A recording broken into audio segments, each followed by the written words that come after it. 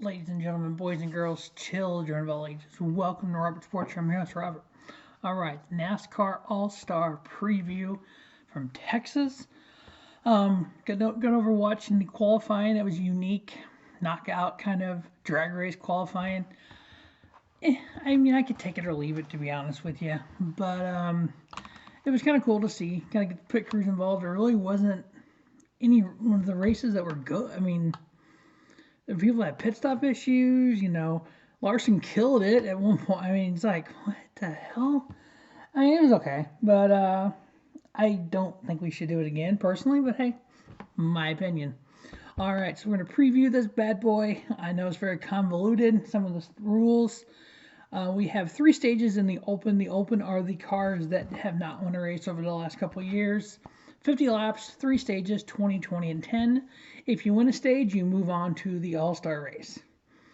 Austin Dillon, Corey LaJoy, Tyler Reddick, Garrett Smithley, Chris Buescher, Harrison Burton, Justin Haley, Todd Gilliland, Cole Custer, Ty Dillon, Eric Jones, Ricky Stenhouse Jr., Cody Ware, Landon Castle, BJ McLeod, and Daniel Suarez will be in the Open. Now, the All-Star race itself is 4 stages, 125 laps, 25, 25, 25, and 50. Here's where the convoluted part gets in. If you win stage 1, you must finish in the top 15 in stage 2 and 3, then you start on the pole for the 4th stage. If you win stage 2, you must finish in the top 15 in stage 2, 3 and stage 3 in order to start second in the final stage. If you win stage 3, you start third in the final stage. Okay. Now between stage 2 and 3, let's see here. Oh, there's going to be a pit crew challenge. And the winner, so basically pit in, pit out, the shortest time will start 4th in the final. I'm guessing they have to finish in the top 15 in stage 3 in order for that to happen. And then in stage 4, there will be if there is a natural caution, which means for an accident or something between laps 15 and 25. If not, there will be a competition caution for everybody to come and change tires for that 50-lap shootout. Okay. Ooh, yeah. And then there's a fan vote. So you get each of the 3 stage winners, and then the fan vote move on. It's a lot. So my picks to win the Open are the 3 stages for the Open are Tyler Reddick, Daniel Suarez, and Eric Jones. And I think Corey LaJoy would get the fan vote. Now, when we look at the All-Star race, we have the 3 stage winners, the fan vote winner going into the All-Star race. So we went kind of how the qualifying was going to work. We had the qualifying for the first stage, basically.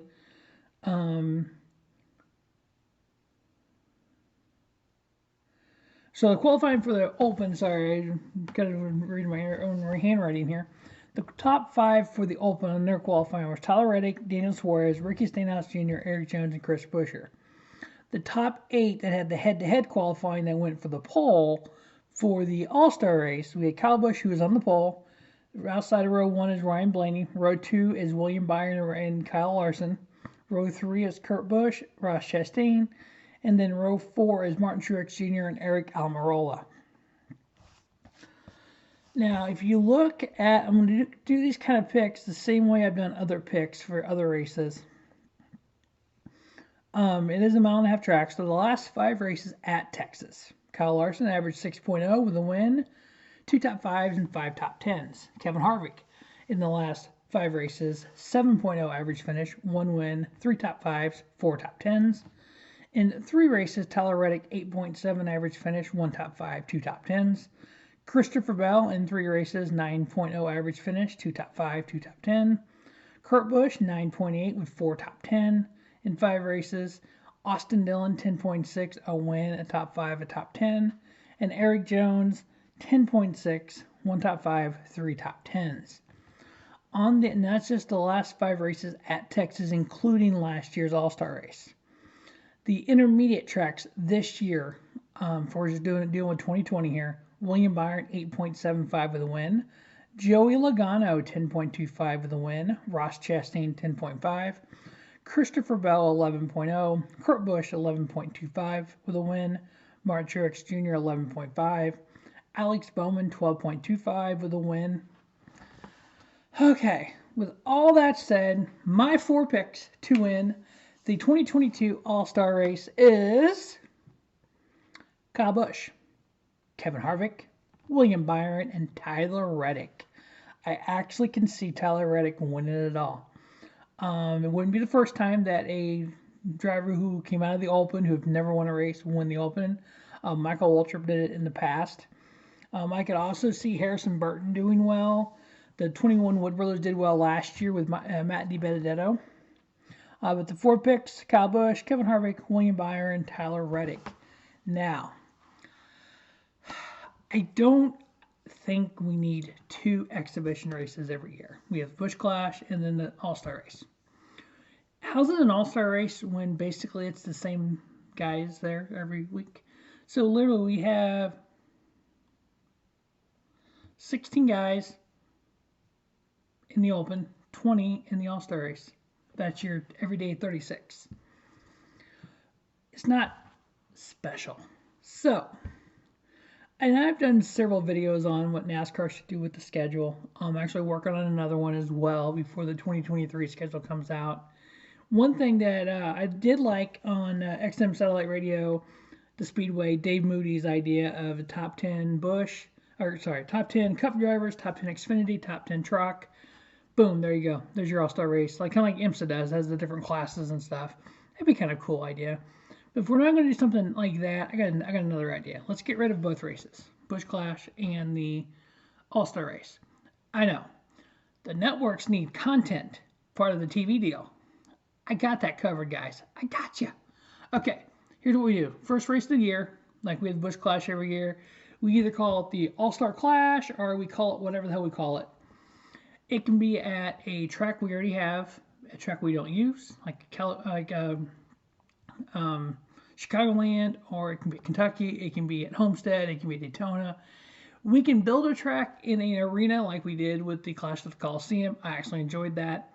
We could do the Miami road course that the Formula One did the Grand Prix of Miami on. We can do it at Phoenix. We can do it wherever the hell we want to do it. It don't matter where it's done at. Here's the format. Your 16 playoff drivers from last year. 1. 2. Anybody who won a race the year before. So like last year, AJ Allmendinger won a race. Bubba Wallace won a race, but they didn't make the playoffs. And then 3rd, if you won a pole. So if you're already not in, you got to get your pole winners in. So if you won a race, if you won a pole, if you made the playoffs, that's your Clash / All-Star race. It's held wherever. You can hold it at different parts of the season if you want to. Hey, we want to run it at Chicagoland this year. We'll run it halfway through the regular season.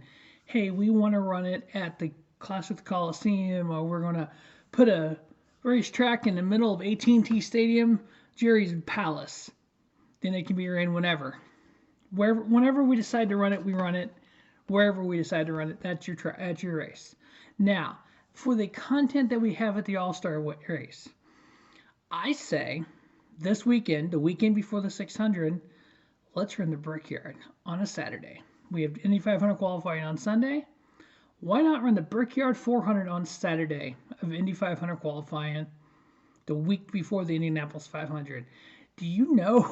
I think it would actually draw better than when it did in August. I think you could get a lot of the IndyCar folks to hang around because you have the road course race for the Indy race in the middle of the month. You have pole qualifying the following week. You get the Indianapolis 500 the following week.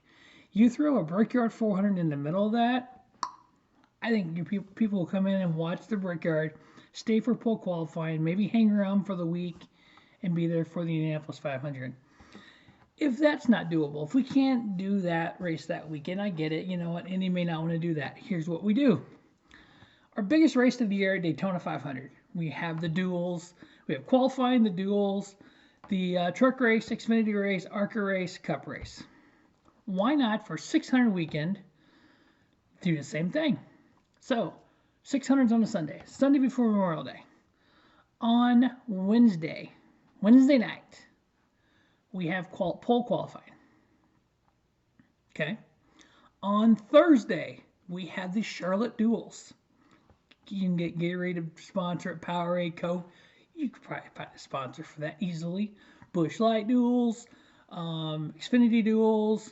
Who's one of the other primary partners right now? Monster. I mean, you can get anybody to sponsor, but you have the Charlotte Duels. Friday night, you have the truck race. Saturday, you have a doubleheader. You have the ARCA boys and the Xfinity boys. And then Sunday, you have the 600. There's your extra content when we have that unique race at the beginning of the season as an all-star race / clash. Just my opinion, guys. But hey, that's going to be a fun all-star race. We're halfway through the regular season. One thing I haven't said yet on the channel, I'm going to say it now. So if you are still watching, thank you. My dream at the end of the regular season, after 26 races, Monday after Daytona 500, we have 16 different regular season winners. We have a regular season champion who did not win a race. From my understanding, the regular season champion is guaranteed a playoff spot. So we would have 16 different winners and a regular season winner who did not win a race. You would have a non-race winner make the playoffs, a race winner not make the playoffs. I would listen to XM Satellite NASCAR Radio Channel 90 all day on that Monday just to hear the people calling in and losing their minds. One of these Fridays on 3 Streets Friday on XM Speedway, hosted by Dave Moody, I'm going to call in and tell Dave my idea. But hey, we'll see what happens. As always, thanks for watching the Robert Sports Show. Don't just have a great day, have a spiffy day. Robert Sports Show, your YouTube leader in sports channel content.